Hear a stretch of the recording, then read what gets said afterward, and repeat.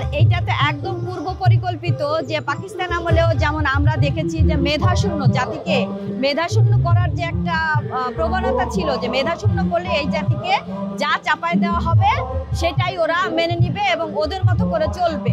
তাই শিশুকাল থেকে তাদের ভিতরে যদি শিক্ষা, শরীরচর্চা, গান, সঙ্গীত, সংস্কৃতি চর্চাটা না করতে দেওয়া হয়, ওদের যে পরিকল্পনা সেই পরিকল্পনা মতোই ওরা অন্ধ বধির বোবাই থেকে যাবে। ধর্ম ব্যবসায়ীরা এই একটা চক্র, যারা তাদের কি উদ্দেশ্য আমি জানি না, তো উদ্দেশ্য খুব ভালো কিছু নয়।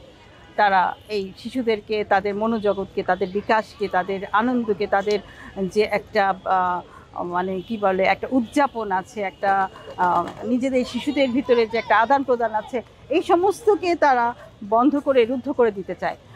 চায় না যে একটা শিশু সুস্থ থাক, তারাই চায় না। তাহলে নির্দিষ্ট যে গোষ্ঠীর কথা বলছেন, তাহলে জাতি সেটাকে ভেবে নিক যে হচ্ছে সেই গোষ্ঠীটা কারা, যারা হচ্ছে চায় না যে একটা শিশু সৃজনশীল হয়ে উঠুক, একটা শিশু সে শারীরিকভাবে সুস্থ হয়ে উঠুক।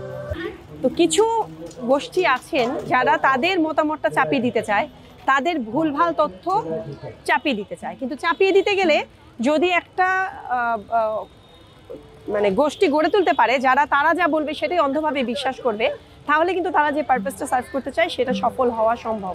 তার কনস্টিটিউশনেও কিন্তু আছে যে আমাদের যে সংস্কৃতি আছে সেগুলোকে মানে চর্চার একটা সুযোগ দিতে হবে।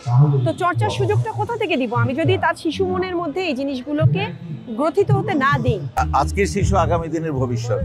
শিশুরা গড়ে উঠবে তাদের মতো করে, প্রগতির চিন্তা নিয়ে গড়ে উঠবে, দেশকে তাদের সুন্দরভাবে যাতে আমাদের যেইভাবে বিকশিত হয় শিশুরা, তাদের চেতনাকে ভোঁতা করে দেবার জন্যেই এই প্রচেষ্টা।